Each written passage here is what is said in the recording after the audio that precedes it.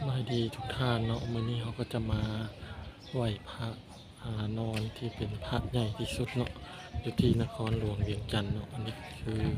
พระนอนเนาะเป็นพระใหญ่อยู่วัดธาตุหลวง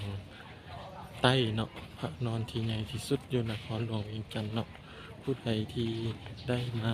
ไหว้พระธาตุหลวงก็จะอย่าลืมมาไหว้พระนอนเนาะพระนอนนี้เป็นพระ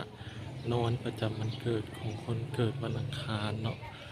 อยู่ที่วัดธาตุหลวงใต้และทางไหว้พระธาตุหลวงแล้วก็จะมาที่ทางด้านข้างเนาะมาไหว้พระธาตุหลวงแล้วก็มาที่วัดธาตุหลวงใต้แล้วก็มาไหว้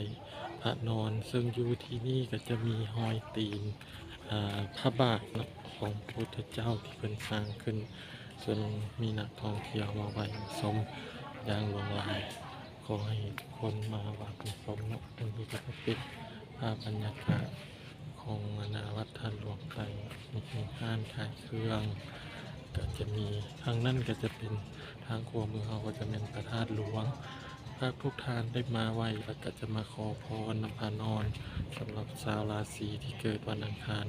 ก็มาไหว้ได้เนาะ